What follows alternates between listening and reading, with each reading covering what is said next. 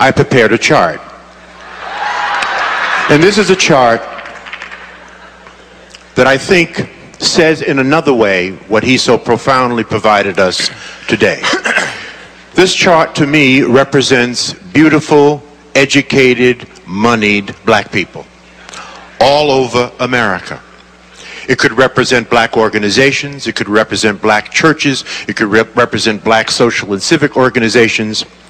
And what you will notice about these beautiful black people all over America is that everybody is doing their own thing, caught up in a Eurocentric value of rugged individualism, having forgotten that it takes a village to raise a child.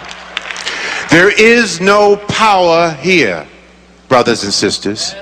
There is no power here. Power is most effective concentrated. You can take a 55-gallon drum of water, spill it over, it will disperse, find its own level, and eventually evaporate. You can take that same 55-gallon drum of water, put it under pressure, put a lid on it, put a hose in it, put a nozzle on the end of that hose, and it can cut concrete.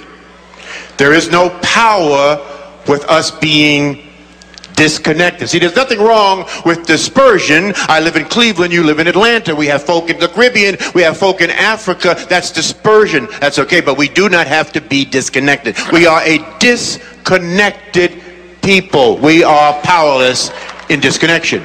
This is where all the power is. You see? This is where all the power is. Whether you are at the center of your own network or part of someone else's network, this is where the power is. There's a beautiful African proverb that says, when spiders unite, they can tie up a lion. When we connect, because we are disconnected, we're disconnected from those of like mind.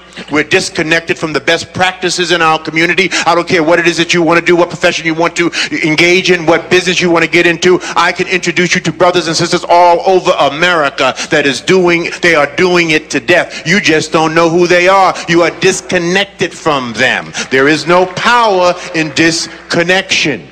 Okay? When we connect, we prevent interlopers from coming into our communities and taking and destroying at will. All right, George. Try to open up the Booker T. Washington delicatessen in Chinatown and see what happens. So we must connect. We must connect the dots. That must be the movement for our people in the 21st century. We need a lot of us doing a little instead of a few of us doing a lot. We need to get together to get ahead. That is why we must network.